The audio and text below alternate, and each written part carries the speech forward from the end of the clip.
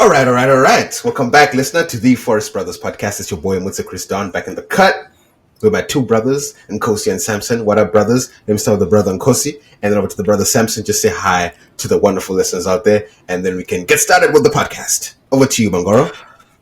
Away, Mr. Mutsa. Away, Mr. Samson. Hello, beautiful listeners of the Forest Brothers podcast. The Forest Brothers podcast is back. New episode this week. Over to you, Mr. Samson. Yeah, dear listener, viewers, welcome to the Forest Brothers podcast. Here with my two brothers, Mutsa and Goro. Great to see you guys. Let's get right into it.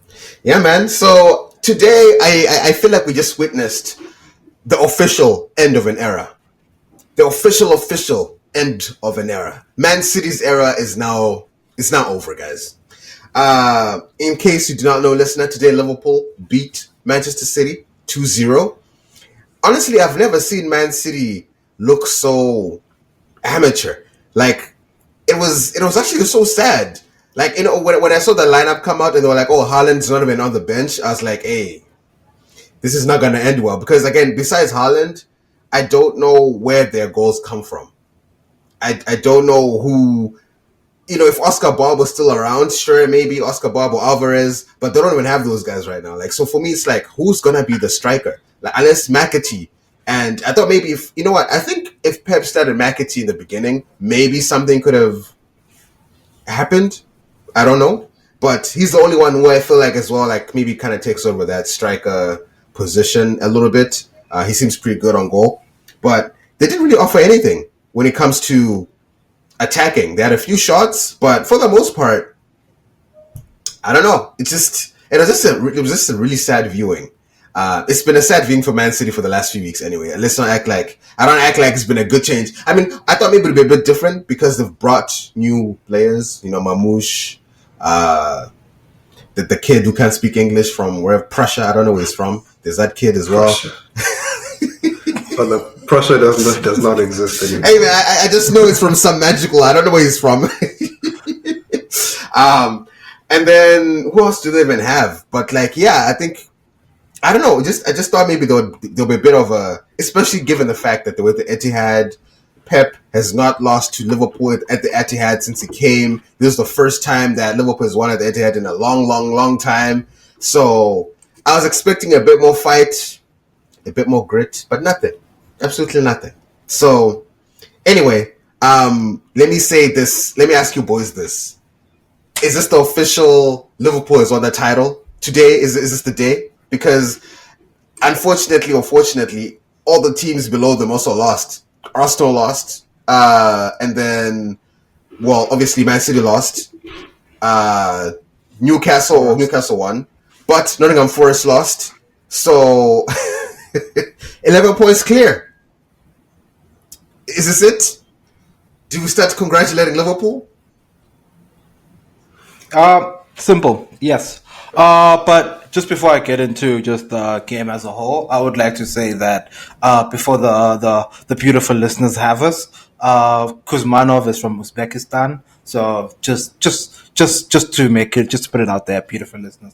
But all in all, it's been over, Mutta, for quite a while, and it's just we were just pushing the can down the road. I think Liverpool knew it, the Premier League knew it, Gary Neville and Jamie Carragher knew it as well. Like, it's been over for quite a long time. A lot of inconsistencies around the teams around Liverpool, as you just mentioned there. But you do have to give credit for them. They've been consistent. They've been put in a very interesting point where they have to play midweek games and play games ahead of schedule because they'll be out, I think, out in game week 28 to 29 because of the Carabao Cup final. So they brought forward their game against Aston Villa, which they drew. So it's been over, Mutta. Like, you can see, like, even when they're not playing well, they will win games. I think that's the mark of a champion, and we have to give them credit for that. As much as I still have a problem with their style of play, today I want to give them credit. They played well. They created chances. They were not relying on penalties. So I do want to give credit. Credit is due. They beat Man City. And the curious case of Man City, I think I've been mentioning. I mentioned this back in December that the old age home there is finished, and today was something that was confirmed, that had been mentioned, that had been coming for quite a while. Those 3-4 new players that they signed in January for 200 million, they were papering over the cracks. That team needs an entire rebuild from the ground up. I think, because when you think about it, a lot of the players there have been winning Premier Leagues galore, and for them, I don't know if they still, and they want a treble.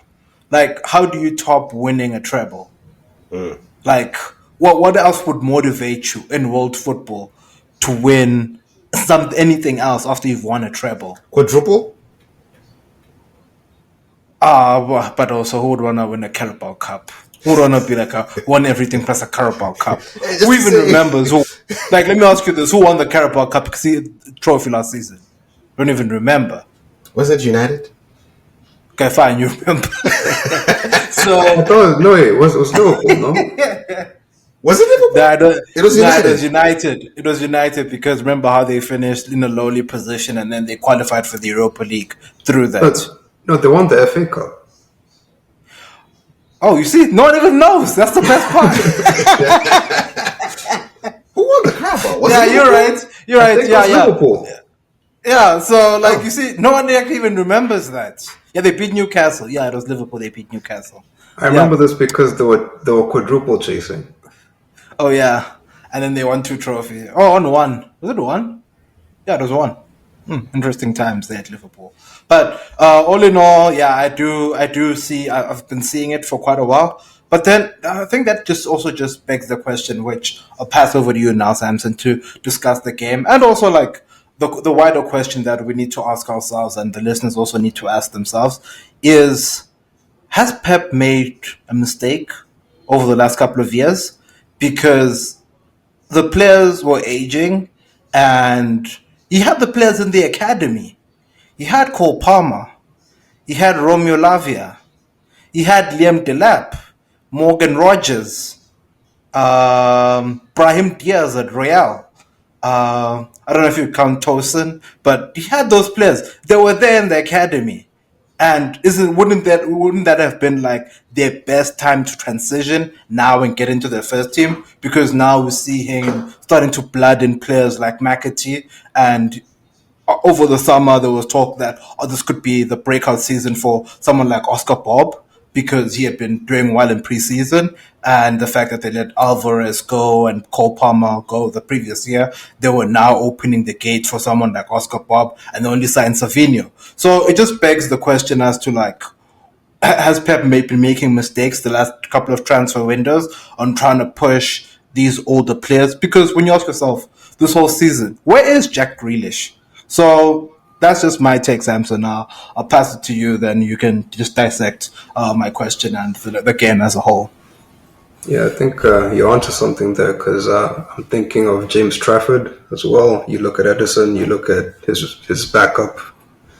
Those guys are not at the level James Trafford could have helped. There's Jan Kuto doing very well at Dortmund.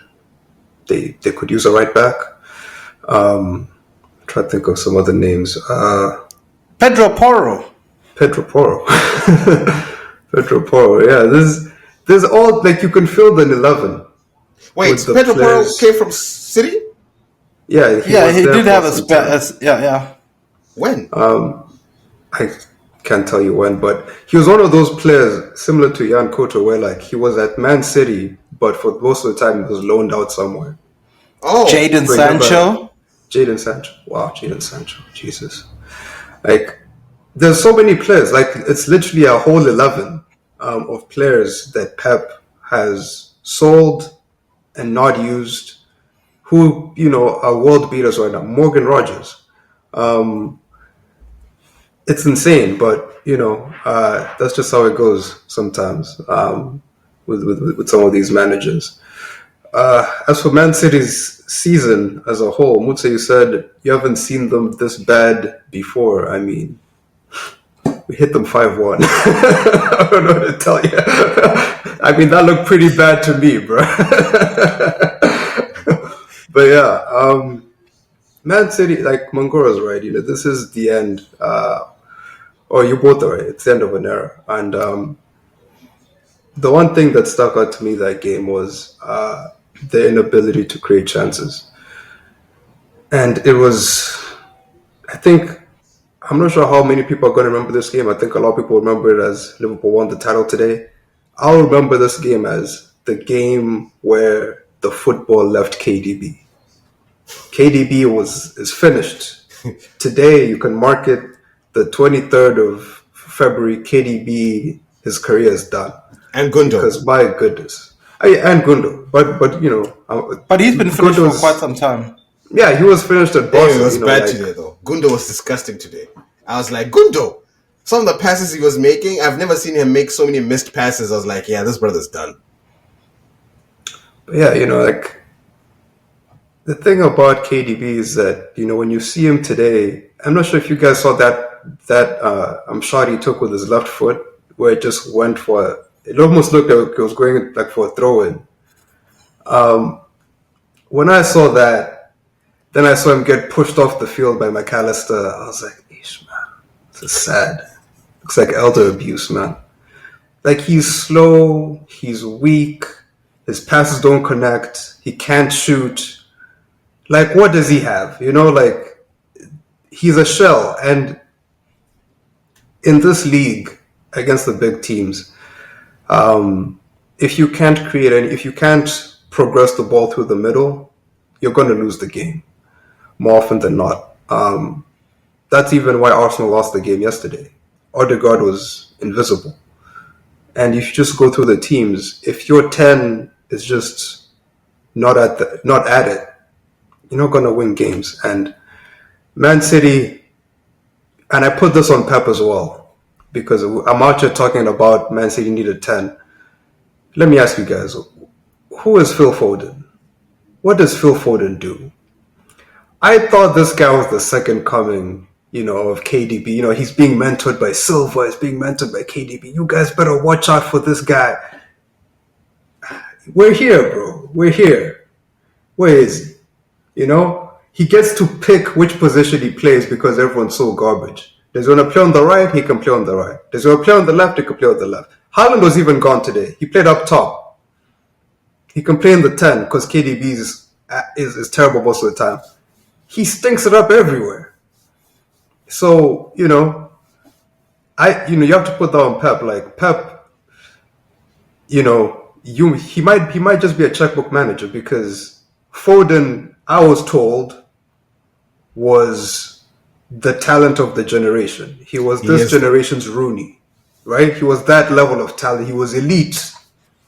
If this is what elite looks like under the best manager ever, I mean, this is pretty terrible, guys. I mean, how do you develop someone into this? That's like you're hating. You're hating on the boy Foden. Let's not hate. You're hating on the boy Foden. What did he do today? But it's the whole team. It's just the whole team. I don't think it's a specific Foden issue. In fact, let me ask you this: name me one good game Foden has had since he bagged 2 against Ipswich. That's already a good game. That was against Ipswich. Ipswich beat Chelsea, Mangoro, by the way. Where are they today? I'm just saying, why I was acting as if Ipswich is Southampton. Ipswich is actually pretty decent. Well, technically they're the same. Ipswich have won 3 games all year. That's just let me finish that conversation. So that's my point. Like, Phil Foden, when his team needs him most, he's invisible. And I think you have to put these things on Pep, because Pep, like Mangoro said, he's not done a great job at preparing this team for the next stage. He's relied on the brilliance of KDB, Haaland, you know, those kinds of players to take him through. And he's not really, you know, developed. Like, I mean, come on. Like, you can't tell me that, fine, Haaland isn't playing. You can't tell me that with the players on the pitch. But Marmoush, you're paying him close to 300k a week. Like, he's not, like, these are not like horrible players. Doku was having Trent for lunch, bro.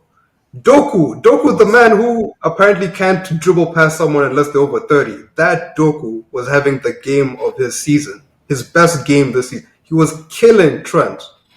Okay, but it's Trent. It is also Trent. That's what I'm saying. Like, Man City's team wasn't that bad, but they just couldn't break down Liverpool. And I don't think that's because Konate and Van Dijk was so amazing. I think it's because Man City themselves were just unable to create. Because KDB is washed and Foden is non-existent. And that's on Pep, because Pep has to find a way to get more out of these brothers. Because I was told these guys are super talented, and I just didn't see that today. I saw a team that can barely make it in the Europa League. Also, Liverpool were like I saw anytime City were on the attack, Liverpool with 11 players all behind the line. Like I think that was a tactic that Slot used today. So like Kate. I mean, Van Dijk and Konate had a lot of protection because everyone was back defending today.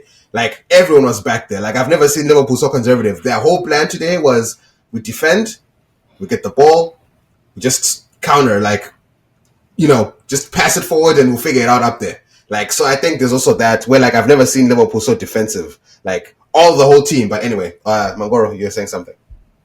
But keep in mind, they also didn't have a striker, so the tactic did make sense because like they don't have an out-and-out striker, so they were playing Luis Diaz or the up top. So it kind of made sense for them to kind of play with this counter-attacking stuff because they know that City also like the ball. And also, I think with teams, what I've realized with Liverpool, also just watching them the few games I've watched this season, I'm not gonna openly say I've watched every game.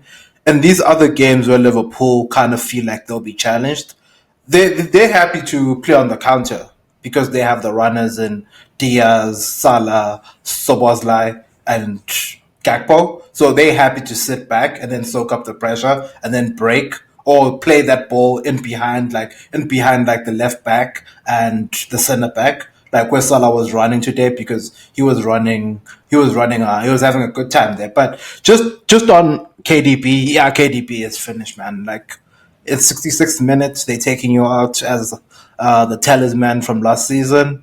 Yeah, I think this brother is already thinking about what jet he's gonna get when he gets to Saudi because yeah, it's finished. I was actually going to say with KDB, he's actually not going to Saudi. He's going to the MLS because it came out today that San Diego FC are close to signing a deal for Kevin De Bruyne when his contract is up at the end of the season. So that's how washed we know that brother is. He's going to be in the MLS.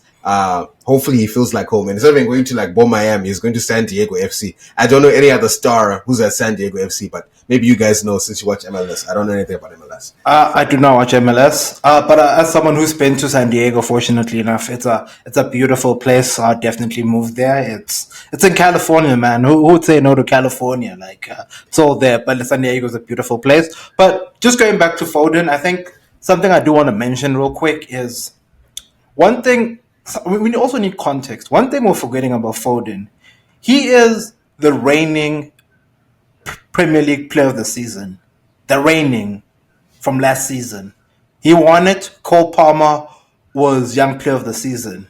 Then you come to this season and you compare both players. And you're like, it's night and day. Night and day. Was the question then we ask ourselves was Foden scamming us last season? You know what? I've been saying this. You guys are being unfair. You guys are actually being ridiculous. You know why? No. You guys are being ridiculous towards Man City because let's also be serious here. Man City last season when they won the Premier League, again, that was the fourth Premier League. Uncharted waters, right? And the amount of juice Pepe to squeeze out of these brothers to get to make sure they win the Premier League because Arsenal was at their best as well. Arsenal was like that challenge between Arsenal and Man City that season was crazy, right? Like Arsenal almost won that thing. Like we were like, "Hey, Pep, please," and it happened. So all I'm saying is the amount of work these brothers had to put in every game, the amount of intensity they had to win every game and do what they did, like go on that unbeaten spell run, whatever they did, plus play all these other like competitions. Obviously, this season, there's no way that they're gonna be like able to keep up with what they were doing last season. Because last season there was pressure. Like that was like I feel like their peak, and now obviously you can't stay up there. So I don't know, man. It's getting a little unfair here on these Man City guys because wait 1 second. Did you guys the season they won the treble. That was that the season. That The was the season season. before. This okay. I was about to say like that something wasn't computing because I was pretty sure they lost the FA Cup last season, but They still won a anyways, treble. This is what I'm saying. Like they won all that. They won a treble still, right? right, they So won a treble. Then last season they and had the one. they won before. They The also won league. a treble the season before, right? I don't know what they won that season, but No, they didn't win a treble the season before. They've only won one Champions League, which is Just won a Premier League only last season. yeah. this is what I'm talking about. Come on, we're being unfair here, gentlemen. We're being unfair. No, I said this No, about Foden last season about him being overrated because again, I don't think he was their best player. I mean, this Foden season cooked. people are seeing that Rodri is actually the key player in that team, like because of his absence. But I could have told you that last season. Like Foden was scamming goals. I accept. My guy was turning and shooting and doing nothing else all game, and people are like, "Oh, yeah, that's the best player." No, he's Salah is not. doing the But, same shit this season, and we're calling him the best player. What's Salah doing? Salah is non-existent most of these games until the 70th and 80th minute when he like either scores a penalty or just some foo at him. Like Salah is doing what this season, what Foden did last season. That's crazy because Salah has goals and assists. Go look at Foden's record. It's mostly just goals, no assists. He's Actually, not honestly, contributing to the team I wanna look in the at same Foden's way. stats from last season. Actually, You'll be shook. but then the thing Just is, living that many goals. the thing is, we should also be asking ourselves is maybe next season we'll be having the same conversation about Salah. He'll be nowhere to be found because he would have dropped off, or maybe he won't be nowhere to be found because he won't be at Liverpool anymore. Maybe the Liverpool fans will come for me for saying that because the contract situation is still out there. Maybe they have some insight that they can share with us in the comments and tell us if he's signed or not. But it's a very interesting dilemma with this guy, Phil Foden, because he was touted as the next great thing. And that season, like I do give him credit, he did show us that he deserves to be player of the season. But my thing is, it's the drop off. The drop off from the reigning Premier League player of the season to where he's at this season. I know that at the beginning of the season he was given an extended break because of all the games they had played. I do see that, but there's no way you'd have such a drop off from like where you were at, the heights you were at last season to where you are currently. It's February right now. but even Haaland, everyone is dropped off. It's just not Foden. But he's still second top goal scorer, even though City are fourth. He's second top goal scorer. Yeah, because you're spamming hat tricks in the first 2 game weeks. No, he scored like 1 or 2 hat tricks this season. My guy, he Less scored than 3 3 hat tricks. 3. Ah, stop it. There I He can. There I can. He scored 3 hat tricks, I'm accept. pretty sure. Okay, sure, I will. But Well, maybe it's 2. it's besides the point. Oh, now it's 2. Okay, sure. I'm just But- saying, I stop it. So that's still 6 goals that he scored like in the beginning. In the first 10 game weeks is when he racked up most of his goals. Okay, but that shows there's some level of consistency with him ever since he's been in the Premier League. Muta, you cannot tell me you go from scoring, just give or take. I don't know if you found the stats. Maybe did. 50. Just as an example, give me the numbers. So last season he scored 19 goals in 35 games. How many assists? It's not showing assists, but Okay, no, it's fine. It's fine. How many has he scored this season? this season scored 7. That drop off, this is supposedly the best player from last season. Like that drop off for me is, I don't know, it's a bit too much. Maybe there's something that's going on there that we're not privy to. But yeah, because for me personally, like I just find it hard to accept that a player can drop off. Maybe they can have an injury or something, but that drop off is just too much. Okay, so he had 19 goals and he had 8 assists. Mm-hmm. And he created 10 big chances last season. So Except don't bring big chances here. What does that do? when you're trying to pass to Darwin Nunes, it's a big chance. You know what's going to happen. That like Salah could have some stats like that because he'd even have higher stats because he passes to that brother Darwin, and you know what's going to happen. Look, the point I was trying to make about Phil Foden, and I think it also applies to Haaland, is that I'm not saying they're not good footballers, like Like, period. I'm saying these guys, they are at their best when they're playing with absolutely zero responsibility. When all they have to worry about is being around the 18-yard box.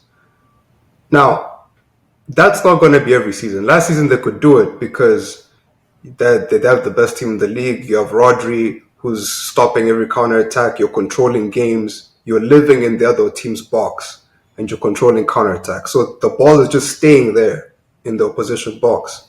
Fine, they're going to get a lot of touches, take a lot of shots, score some goals. This season, when you cannot do that, when you actually have to drop deep to receive the ball, to be inventive with your passes. You saw in the Arsenal game, Foden had to drop into his defensive third to pick up the ball, and he was giving it away every chance. That's what I'm saying. This brother has not developed. He's been coddled for years because all he has to do is stay up there and receive the ball outside the box and shoot. How can you tell me that's the best player in the league if all he has to do is one dribble shot instead of other guys who are taking on three players, other guys who are making killer passes every time they get the ball, other guys who are tracking back? I don't get it, man. That's still unfair, Sangi, because I know that's unfair, my guy. Because how many people also go back, get the ball, and then don't do misplaced play? If he's never had to do it, you can't say it's coddling because his role is what he's supposed to. He shouldn't be back there doing that anyways. That's not what he's made. That's not what he's supposed to be doing. So how can you blame him for not knowing something that's not in his job description? You're telling me, okay, this is what you're saying. Because he's never been in a deeper position to pass the ball, he can't get into a deeper position and pass the ball. It requires a different type of thought process, skill, or whatever the case. Because he's not, again, my guy, it's a very tough season for everybody. This is what I'm just saying. Like, if he's never had to do this, this is new for the City team. They're figuring it out. If we're asking the question was this brother really the best player last season? And you're telling me that, oh, he can't pass the ball because he's 5 meters deeper in the pitch? I don't think that was the best player. I think Oz just gassed him because of the stats. Nah, that's what I'm saying. That's unfair. That's what I think. Because what was required of Foden last season, he did it exceptionally, right? He scored 19 goals, had 10 assists, right? So what he was required to do, he did that because they won games. And they won the treble or they won the title, whatever. They still won trophies, and he was up there, effective. It's not like he was just like adding one more goal to a 5-0 defeat. Like, he was an influential part of those games. So this season is different. So obviously, yeah, it can happen. Like, it's not like a great player stays a great player until they retire. It's not like they're still banging 50 goals and like, hey, you know what? I'm done, guys. Thanks. That's not how it goes. That is not how it goes, but also there's certain things that, like, you can't, like, your influence on the game can't change that much. It's what Bango is talking about. Like, the drop off is what makes him a fraud. Like, you can't have you can't tell me that he's a fraud. Yeah. That's what I'm saying. That's what I'm saying. Now, Sanya hating. That's what I'm saying. I'm trying to be clear here. I'm trying to be clear. Like, people are trying to say this guy's a world-class player, all this and that. What I'm telling you is world-class players don't drop off like this. World-class players aren't unbeatable one season and unrecognizable the next season. Yes, they are. They are consistent. A lot of players are like that. Joao Pedro is considered a world-class player. Di Maria was considered a world-class player. No. Joao Pedro? Stop. No. Joao Pedro at Atletico was a world-class player. No. I think you're talking about someone else. Sorry, not Joao Pedro. Sorry, Joao Felix. Thank you. Not Joao Pedro. I'm sorry. No, my apologies. even him, no. Joao Felix. Joao Felix's entire career has been about not being a world-class player. No, it's he been is, about though. not reaching his potential. That's okay. That's the wrong example to even bring up. But my point is, there is some level of consistency you have to show to be considered one of the best. And I think people are just going wrong with it. I think he's one of those players that benefits from, like, aesthetics tax. Like, people like the way he looks on the ball. They, obviously he's paler skinned. He's English. Stop, man. People love the young English players. He benefits. He fits the mold of what people want to like. More power to him. All I'm saying is this brother is not as good as y'all think he is. That's all I'm saying. And I think that's hating. Because even in the 2022-2023 season, he had 11 goals and 5 assists, right? And by the way, Foden is still a young player. How old is Foden? Foden's like, what, 24, 23? And yeah, so why are you acting as if Foden is like 29 and, he's just been shit his whole career? Like, this is the first season in which it's actually been quite, like, not up to standard. So, what's going on? You're not understanding what I'm saying. What I'm saying is you guys are gassing him. The way you're gassing him, the amount of, the reputation you're giving him. Other players with that similar reputation, those similar expectations, they get dragged when they don't score in 2 games. They get dragged when they don't show up in a big game. Foden can ghost for weeks and no one says anything. People act like they didn't see anything. I know what your issue is. Your only gripe is that people say Foden is better than Saka. If that thing was not said, I think that's where all this is coming from. Because I think that's what hurts you the most. How does this even involve Saka? Because that's where it comes from for you. The only reason why you're so focused on Foden is because people say Foden is better than Saka, and for you feel like Saka has been more consistent and that's is better than Foden. And we say Foden is actually better than Saka, but you don't like to hear that. Who is we? Everybody says that.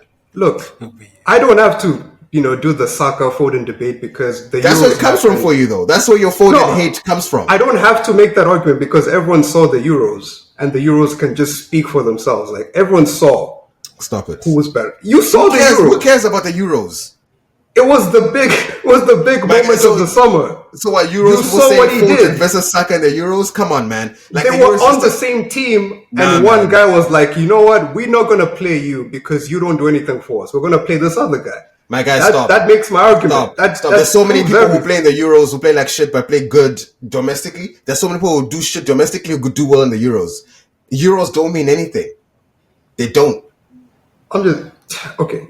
You brought up the argument of Foden v Saka. I brought you a scenario where they're on the same team and one guy wasn't picked. It kills the argument. Anyway, no, it doesn't. My original point is this guy. You gas him to the moon, and he's not that good. Other players who have those expectations do not perform the way he does. Literally, you can name them: Yamal, Rafinha, Vinicius. You think Foden is in that category? Those guys, if they go missing for 2 weeks, it is world news. My guy, Rafinha used to play at Leeds. Where was he at Leeds? Was Rafinha good at Leeds? Tell me. How do you think he got to Barca? My guy, the Barca he went to was not the Barca that Leo Messi used to play for. Let's be honest. Butsa, he went to Barca off the back of a good season with Leeds. That's why he went there. You saying Rafinha had a great season with Leeds? Yes, that's why he was signed. And then he backed it up when he got to Barca. Butsa, I don't know why he wasn't in the best 7 or 8 in the Premier League that season he played at Leeds. Look, I don't even know why you're bringing up 2 years ago. What I'm telling you is you are giving Foden this reputation of being one of the best, but he's not treated as if he's one of the best. He doesn't have the same expectations as he's one of the best because the guy ghosts all the time. This today wasn't an anomaly. Last week he did the same thing. He ghosted. When Mamouche was bagging a hat-trick, what was Foden doing? He was just looking at him. Well, go back and look at the highlights. Seriously. It's been happening for weeks. I'm not even making this up. I have a question. So for you, what level is Foden at? Where would you put Foden? Foden is a solid player. He's a good player. Which players would you say those are his peers? Like, where would you actually put Foden? His peers? Yeah. Who are Foden's peers? Like, what's his level of, okay, this is how much I rate this guy? I think... Eberechi Eze? Yeah, Eze, Gordon, Rogers. That's... You put Foden with Eze, Gordon, and Rogers? Yes, that's where I put him. Your mother. Stop and it. actually, I'm not even sure I put him on Rogers because I feel like Rogers he Have you actually seen has Rodgers in more. the Premier League? Exa. I feel like Rodgers actually has more impact on his team than Foden does on his He team. plays for Aston Villa, my guy. Like, anyone has an impact at Aston Villa. Come on. Jack Grealish was a world-class player at Aston Villa. He went to City, and what happened to him? Let's be real here. Won a treble. All I have to ask you is, Mutsa. Was he playing well to win a treble? I asked you a simple question, Mutsa. When was the last time you saw Foden have a good game? I'm saying... And it's literally Ipswich. Literally. That's the game. I didn't say Foden's having an amazing season. All I'm saying is that everyone at Man City is struggling this season anyways. Are we not gonna... It's the same thing as like saying KDB. Would you not say KDB is probably like top 5 greatest midfielders in the Prem? Yeah, probably. Right? Where is he at this season? He's shit. He's 34, Mutsa. He's 33. But I'm just saying though that we've seen KDB. We know what he can do. But he's been nowhere. Absolutely nowhere. Wouldn't you say Gundogan is one of Germany's best midfielders ever? Like, you could put him up there. No, you can't. Stop. Okay, I don't know. Okay, not Gundogan. Maybe not Gundogan. But you're comparing guys who should be in retirement homes to a 24-year-old. My guy, what are we doing? KDB is 33, bro. Let's not act as if KDB is 39. Like, he's 33. There are many good midfielders out there who are still 30, like in their 30s. Like, let's not name act a world-class 33-year-old. A world-class 33-year-old right now? Yes. Mo Salah is like close to that. Mo Salah's 32. My guy, come on. 1 year difference. Okay, brothers. I think we're digressing here. I don't know. This is not the Phil Foden chat. This is the Forest Brothers podcast where we come to discuss the games. And I think Liverpool fans will be very upset that we spend too much time talking about Phil Foden. There's just some unnecessary hate. But that I just had to counter. Okay, but I think let's go back to the game real quick. I think congratulations to Liverpool. That's just my take. They won the Premier League title. This is their second Premier League title. Well done to them. They now move up the rank. I think they move above Blackburn in the Premier Leagues. A number of teams that have won the Premier League. I think City are United at the top, and then I think City second, and then the Blues, the Chelsea. Remember Chelsea? They're third, and then I think Arsenal are fourth in the number of Premier Leagues won. They shouldn't say they've won 20 Premier League titles. That is wrong. But that's just my take. But also as someone who likes to appreciate underappreciated players, this season I do want to give credit to Ryan Gravenberch. I think he's carried Liverpool this season in the middle of the park. When we look at him, that guy has been doing very well for Liverpool. Like last season, he was nowhere to be found on the club. He wasn't even playing. For him to come on in leaps and bounds this season, congratulations to him. He'll win a Premier League title. So that's just my take, brothers. Then that's just all I wanted to say. You can go back and have your Foden chat now, and I'll just sit here and listen. I mean, we don't have to keep going with Foden. I feel like that one could have that debate for hours. But I do still want to say though about Liverpool, which I'd already mentioned earlier, and maybe this is how we can kind of tie in the rest of like the table. It's just that we spoke about this in the last pod.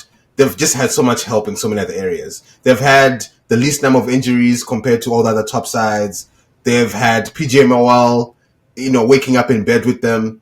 They've had what else have Liverpool? Like everyone else around them has also just been terrible. Like Arsenal, for example, is supposed to be the team that's supposed to like challenge. Yesterday, it's supposed to. Where are you at? Just do something. And they don't do anything. Like, this is the closest you've been to, like, if you win your game, you stay at least competitive with Liverpool and shut the bed. Maybe Samson, you can speak more to that. But it's Nottingham Forest. This is their time. They're still not stepping up to the plate. Man City, we just talked about them today. So I don't know, man. Like, it's just like this melting pot. I can't actually say congratulations with a happy heart to Liverpool, because again, I feel like they don't deserve this Premier League title, but they're just me though. I mean, Mutz, I think you're the only one who thought Nottingham Forest was in the title race. No, that was me being wishful. I told you like a few weeks ago, we had this chat about who's going to end up in the top four. I told you Nottingham Forest might not even make it into the top four because Yeah. they have days like this where they just get battered. Like before they beat Brighton 7-0, I think they lost the game before, badly even. So those guys are inconsistent. Arsenal, on the other hand, I mean, the writing has been on the wall for a while. We've been really good given what we've had available. And at some point, the final wheels have to come off. So this is it. What I will say though, breaking down that game, we considered it just a horrible goal. I mean, those defenders, not just those. I think it's Thomas Partey in particular because that was his runner. He didn't track. He didn't communicate.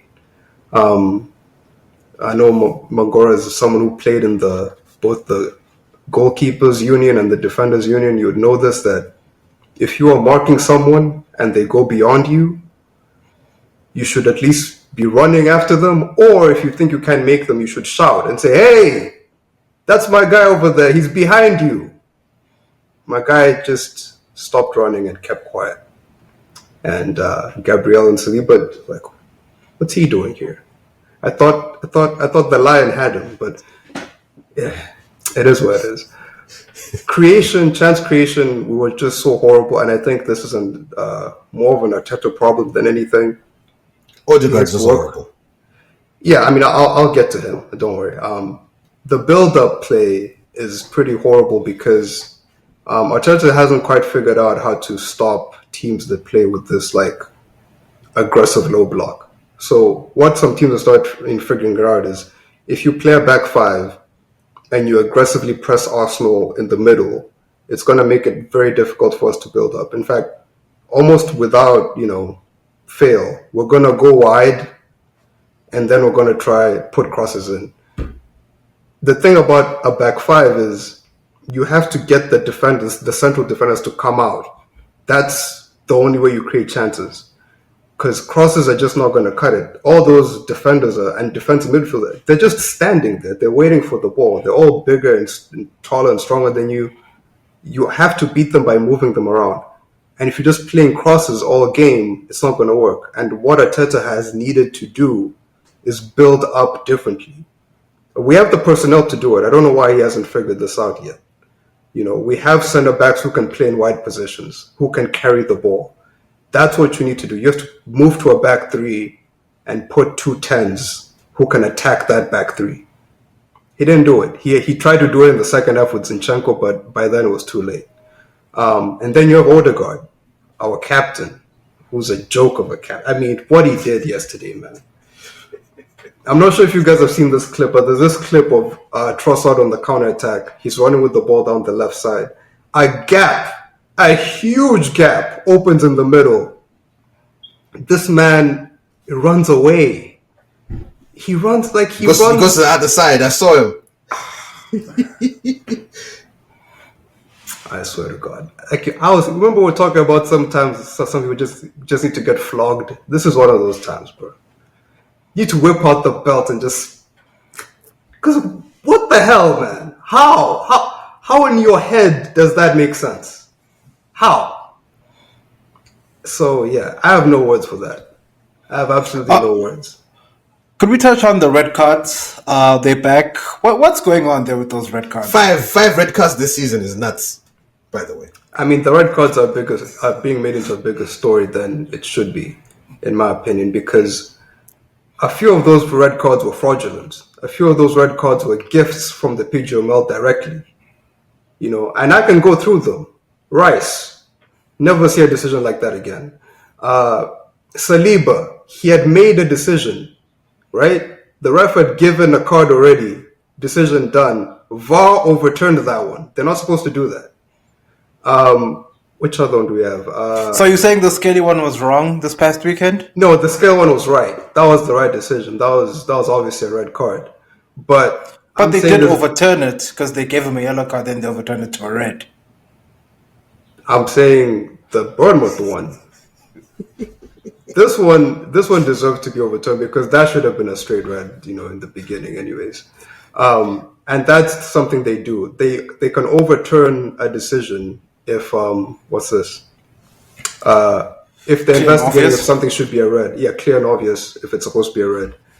The Bournemouth one, that was not clear and obvious. The Bournemouth one, even in the studio afterwards analyzing the game, they discussed how, as the referee, if the ball's in the air, how can you predict where it's going to land?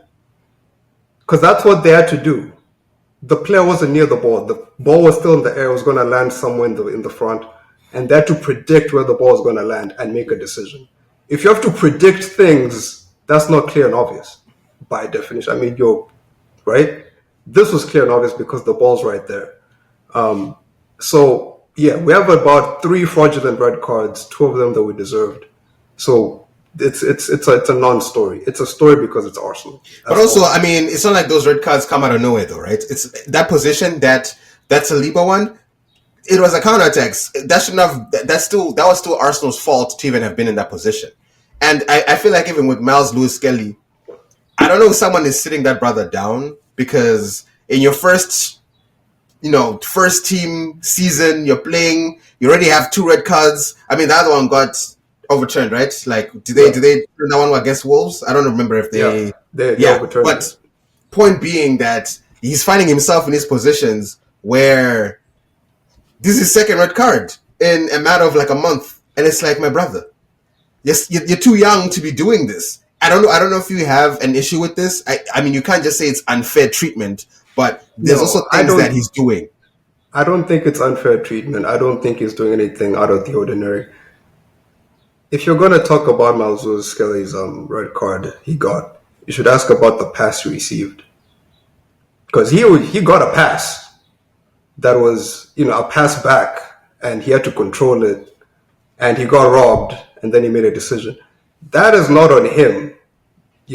Ask who made that pass, and ask what that person was thinking making that pass. For the Saliba one, I think it's a similar situation. I think it was Trossard made a bad back pass, got intercepted, throw ball was made. So yeah, this is the Arsenal's fault. These are not problems. These are not discipline problems. People are making it seem like we have thugs in the team. That's not what's going on. These are situations that all teams in the league find themselves in. It's just about the decisions that are being made, individually by the players, but also the decisions being made by the referees. Like, it's a non-story. People are trying to make it a story, again, because it's Arsenal, and people are like talking about Arsenal.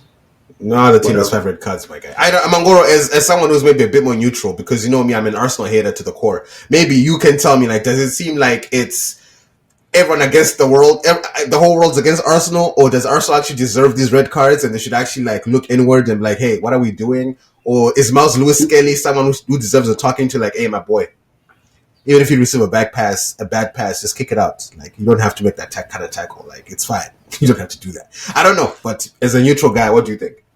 I think there's something we also have to think about with Miles Lewis Skelly. I think this guy this coming to the season, before he'd even made an appearance, he already had a yellow card.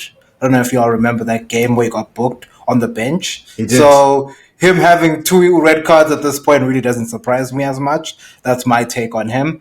But I think it's, as much as like we can say it's unfair treatment to Arsenal in terms of the red cards and everything, I think they also need to look inward at them, because a team to have 5 red cards in one season, some incidents very similar. Fine, the referees may farm them at times because maybe it's how they play or something that happens with them. Because when you think about it, there's just maybe just how they play, honestly, like where they maybe need to look inward, because some of these red cards are counter-attack red cards. The first both Lewis Skelly ones, the Saliba one, the team was on the counter. So maybe there's something they maybe have to look at there. Maybe they take the goal there, they concede, and then they try and come back, because this is because like if there's something similar, there's something that they have to look at in particular. I think it's not a straight black and white answer. There's a lot of like gray areas here where fine, the referees have been doing their thing, as I always mention. Plus, fine, Arsenal have also been doing some calamitous decision making. So it could be both. There isn't a right or wrong answer here. But this is where I go back to talking about the build-up structure and the formation being played. So both the situations you're talking about, the Saliba red card and the Lewis Skelly red card from this past game, they come from situations where Arsenal are trying to build up, and we have the ball in possession. We go forward. We can't find a way forward, so we pass it back. When you pass it back in that situation, in both games, we only have two players back there, and we're being pressed each time by two players. So Lewis Skelly was being pressed and the other defender was being pressed. He has nowhere to go. He doesn't have another option. If you play with the back three, you outnumber them and you can beat the press. And when you beat the press, you have players out of position. And then you can create some opportunities because players have to cover for each other. So yes, this all kind of goes back to the system we play and Arteta having to make a change, especially in these games where teams are going to sit back and put 11 guys behind the ball and press the middle aggressively. So it's not really like, again, Mutsa I know has an agenda. It's not about like we have thugs who need to be disciplined, who need to be spoken to. No, You do have a history of thugs, though. You do have a history of thugs. Who was that brother who went to? This is a Spurs fan talking to me. I mean, we have no thugs at Spurs. Stop it. The only thug we have maybe is Romero, but we don't have thugs at Spurs.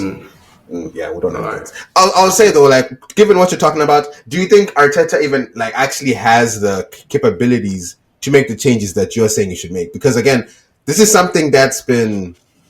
It's not just this season, right? Where like some of these things, is he actually capable of doing this, making these changes? And if you feel like he's not, then is he the right man for the job? Like, is his time run out? Well, this is. I remember we had this conversation prior to the 22-23 season where we're talking about. Remember when you asked me like, is Arteta the right man for the job? And this was right before we challenged for our first title. Like, and I was like, if he doesn't make top four, he's done. And obviously, he challenged for the title. He changed the system. So I think he's capable. It's just about him learning to change things mid-game. I think that's the last thing he has to learn. Because we've seen that he can change a system from one season to the next. But within the season, he seems very rigid in terms of like, okay, I trained this 4-3-3 in preseason. I'm going to stick with this 4-3-3. I'm not going to change it whatsoever. Because in the 22-23 season, we had the similar issue where, we had some injuries and we could have changed system. We could have changed formation. We stuck with the same 4-2-3-1, right? Win or lose. Last season, same thing. This season, same thing. So, yes, for me, it's about those in-game adjustments. Like, can you be flexible enough to adapt and say, you know what? I didn't think this team was going to start with the back five. I thought they would start with the back four. Let's change mid-game. Let's go to this. Because, if you look at the way we've recruited a lot of versatile players. Timber can play like 5 positions. Saliba is like an alien center back. You've seen him dribble. He's not just like a guy who sits at the back and does nothing. Like, he can dribble past people. So you can use him in different ways. You have Declan Rice, who's like the complete midfielder. He can do literally everything.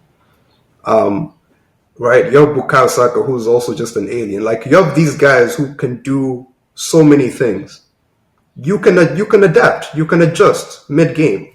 So I think that's just something he has to learn. He has to add that to his repertoire. And if he doesn't, then yes, maybe it's time to get another coach. Well, so what? One more season to see? Because, I mean, history dictates that he can't do it. And he'll never do it. Doesn't look like he'll change ever. I mean, that's what I thought before we challenged for our first title. And then he did. So time will tell, I guess.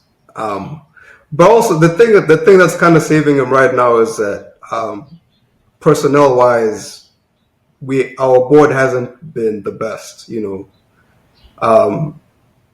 bar the season where we signed Declan Rice, like this past window. I'm not sure if you guys saw the stories that came out, but apparently when we were looking for a striker, Edu went to Arteta and was like, "Do you want Rodrigo Muniz?" That was his option. And Muniz is banging right now, by the way. My guy, never say that again. never say that again. Think about this: a team that just finished second, challenged for the league title without like a proper striker. Arteta went and asked for Sesko, and the guy came back to him and was like, "You know what, Muniz? I mean, come on, man. Like, I feel like if the board can step up their game a little bit and just give him some better options, then I can judge it and be like, okay, now you have everything you need, my guy. If you can't make it work with this, then out of here." But so far, he's done pretty well so far with what he's had. So I don't know. I mean, being a glorified bridesmaid, I wouldn't say he's been doing well so far. But anyway, that's just my opinion about that. Mangoro, I don't know if you have any thoughts on the boy Arteta, if you think he's got the chops or if he needs more time to figure himself out. I think he needs more time to figure himself out and the players as well. It's been however many years. Klopp was at Liverpool for close to 10 years, won one Premier League title. So it is hard to win this Premier League. And also, like, when I look at him, like, because also one thing that people also have to remember actually two things. One is, where did he take this team from? They were in the doldrums when he took over. They were dying from Mr. Good Evening and all the shenanigans that were happening there. That's number one. Number two is, if you get rid of him, who do you bring in? So you then lose context. A lot of teams then lose context of where they've been. You're in the Champions League every year. You're challenging for the league. Fine, you don't win it. And then you change the manager, you give it to some farmer, and then you go back to being a seventh place team, eighth place team. Is that what you want? So it's just like a balancing act also at these clubs, and they have to ask themselves that, in my opinion. You know who'd actually be good at Arsenal? The guy who's managing Brighton.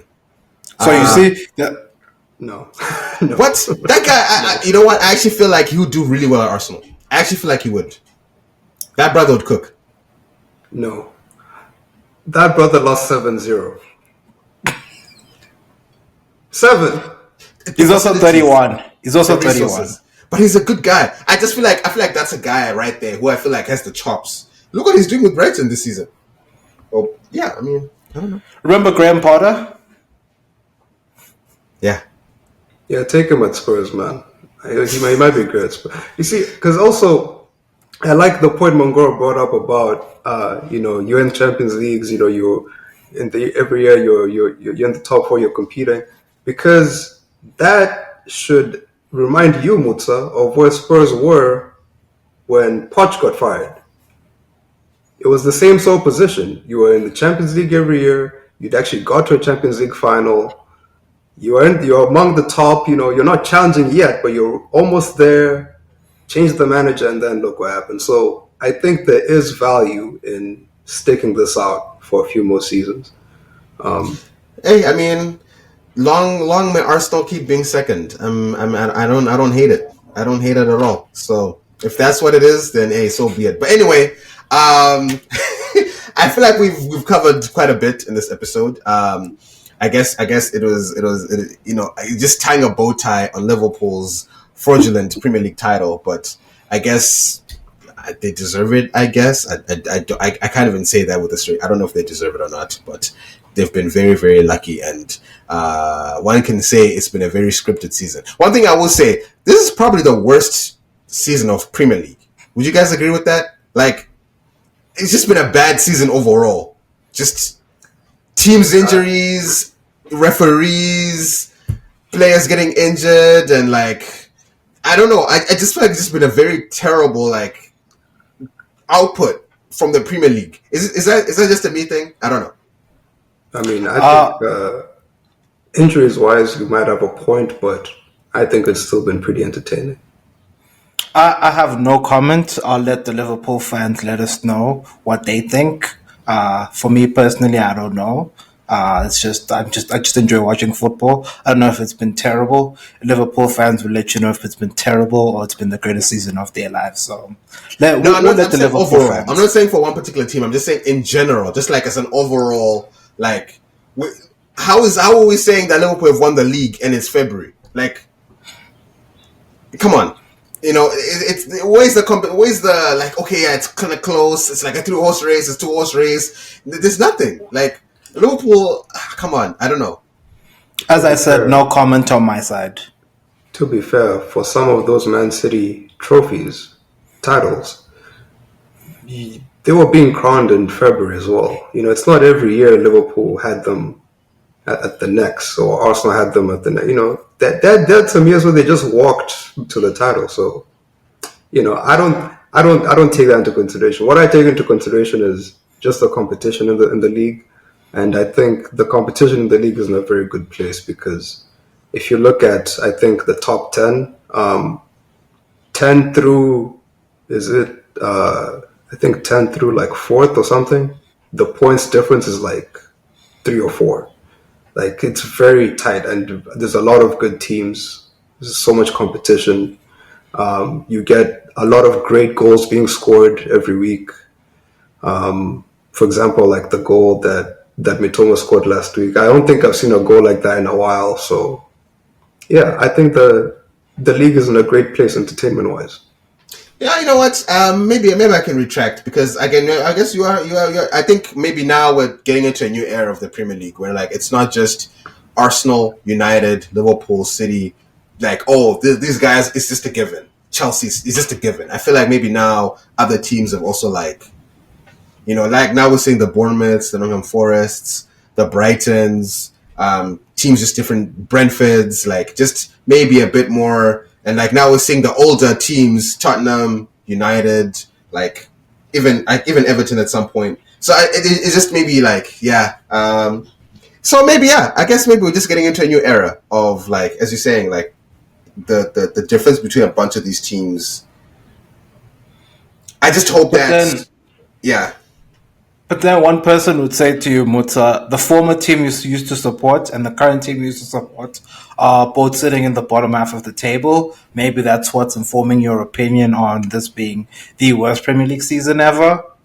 What's your take on It's not that? even. It's not it's not even about the team that I support. Like that's not even where it's coming from. It was just coming from just everything that's just been like just even the nature in which we say Liverpool is winning this title. Right? It's not as if they've dominated and they're great and like we're like damn man, these guys are killing everybody. It's not even that. It's just that everyone else around them has just been terrible. It's just like it's just like the dip in form for City, like Arsenal can't even keep up, like just all these things that are just like, man, I don't know what it is, and then the refereeing decisions, like this. I feel like this is the worst it's been. I feel like last year was bad, but this season it's just been wow, man. It's just been like VAR, like deciding which goals to look at for how long and whether they even look at it at all. Like VAR has been crazy this season. So I don't know, man. It's just sometimes lines being drawn, some are not being drawn. Like today, that Man City review they did for I don't know what it was like the Liverpool goal where they actually drew a line. I think that's the first time I've seen a line in like 2 weeks. Like I've not seen a line get drawn in a while, and I'm like, wow, you drew today? That's interesting. So I don't know. It's just maybe it's just me. Like I said, I don't know. There's just something about the season that's just been like, what are we doing? Hey, look, man, I've been screaming about refereeing decisions for 3 seasons now. So all I'll say is I've been telling y'all, I've been saying. So I'm not gonna scream more. I'm just gonna let y'all, you know, take it over from here. You guys can keep fighting for me now. No, we're not even fighting. I'm just saying that it's affected the level of it's affected the quality of the league. Like it's now actually affecting the quality of things. Is what I'm trying to say. Like it's just not as enjoyable anymore. Like you guys can actually hand a team a title. Like before, maybe it's like they would fuck over like 2 or 3 teams. I mean, I don't know. It's just, Bro, what do you think Arsenal fans are complaining about? Like last season when we're in the run-in, we're playing Brentford and they didn't draw the lines, and they told us they did not draw the lines. Like this is stuff. This is not new. I'm just anyway. Montgomery, you can speak your mind, my guy. You can also just say, yeah, it's been a terrible season. Just say it, my guy. It's okay. As I said, Mutta, I have no comment on the season. I've just watched because I want to watch the Premier League. I'm not thinking about the previous seasons because maybe I do have an opinion. Maybe it's because we've also been in the doldrums and have been terrible. That's why I'd say this one's looking much better. But as I said, I don't really give it much thought because the season has panned out as it's panned out. Whether it's been terrible or great, I don't know. That's just my honest opinion. Well, I mean, I guess so. I mean, listen, I'm happy with some aspects. Like I'm happy strikers that didn't have a chance before have a chance now. You know, your Chris Woods, your Beto at Everton. Like we've actually seen new stars come up, or like better players. Isak as well is like this. He's really taken this season. Like players that it's not like the top team or the top striker of Liverpool. Like let's say a gap goal. Like Salah's doing well, but like let's say the actual striker from the top teams, they're not the best. It's like the teams below you that actually have the better players or the better individual players or whatever the case may be. But anyway, I don't know. This season there's still some games to go, but we'll see how it goes. Anyway, I think we've exhausted everything. So, anything else, gentlemen, before we close out? Just congratulations to Liverpool. Obviously Arsenal will keep fighting until it's mathematically impossible, but Mo Salah is having an amazing season now, has to be said. And if he keeps it up, I think the Ballon d'Or is very likely. Just because Spanish league, I think we have to start taxing that league. Anthony has gone there. I think he has 5 goals and assists in like 4 games. So yeah, I'm not buying it from Rafinha and them. I am not buying it. I think Mo Salah has this one, especially if he wins the Premier League. So shout out to him. I'll just add on real quick. Anthony got another assist recently. I think it was yesterday or today. So shout out to him.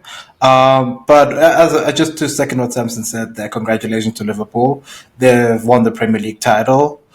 We can have our takes on what happened the entire season, but congratulations to them. Congratulations to Mohamed Salah. I think he moved up to the 3rd all-time goal scorers for Liverpool today after his goal. Shout out to him. I don't know about Ballon d'Or. Those conversations, I don't rate it anymore, so it's to me it's done. But yeah, congratulations to him. Congratulations to Liverpool. Congratulations to Arne Slot for winning the Premier League. Congratulations to, I'll call it here first.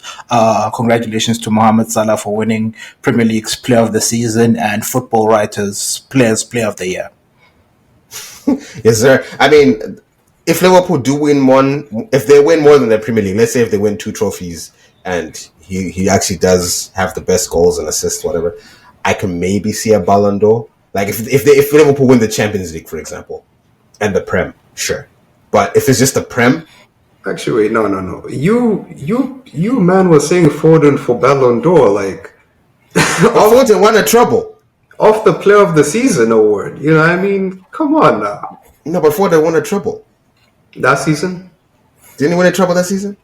No, last season he won 1 trophy. He won the Premier League, and he was still in the Ballon d'Or thing. So if okay, Foden, but no one is saying he should have won a Ballon d'Or. I don't know who you saw was saying he deserved the Ballon d'Or, but I mean, he was in the running. Rodri eventually won it, but no one looked at Foden seriously for the Ballon d'Or. Let's be serious, because we all wanted Vinny to win it. No one wanted Rodri. We all wanted Vinny. No one was saying Rodri. No one was saying Foden. I mean, my point is, Mo Salah is on track to win the Golden Boot and have the most assists. So, by that metric, I think he should probably win it, especially if they win the league. I feel like it's not enough because what's that season that Haaland had the most goals? That's the season they won the treble, and because of Messi, he didn't win the Ballon d'Or. So like them giving it to Salah just because he has the most goals and assists and 1 Premier League title,